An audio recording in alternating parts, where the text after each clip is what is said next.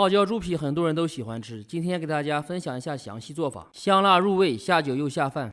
准备白萝卜条和胡萝卜条，加盐拌匀，杀一下水分。做泡椒猪皮可以顺便做一些泡菜。下面开始制作泡椒猪皮，冷水下锅焯水，加入白酒去腥。开锅以后撇掉浮沫，焯水2-3分钟。捞出稍微放凉，把油剔掉，这样吃起来更清爽不腻。油剔干净以后切成条。全部切好以后，加入盐和小苏打，加少量水润一下，抓一会儿，这样可以去除猪皮里的异味，颜色也变得更白。换水多清洗几次，洗干净倒出。锅里水开，下入猪皮，再下入葱姜和花椒，一定要煮得足够软烂，这样凉了以后才不会咬不动。我煮了25分钟，倒出控水。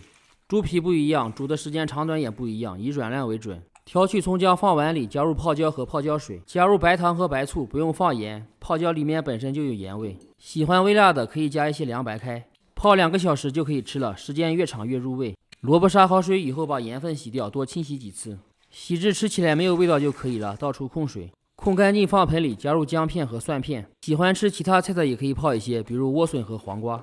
拌匀放到一个无水无油的罐子里面，盆里面加入白糖、白醋、泡椒和泡椒水，泡椒水能没过菜就可以了。酸味和辣味根据个人口味调节就可以。白糖主要是起到一个增加回味的作用。调好以后倒罐子里面，把泡椒和菜拌匀，放到冰箱冷藏保存，1天以后就可以吃了。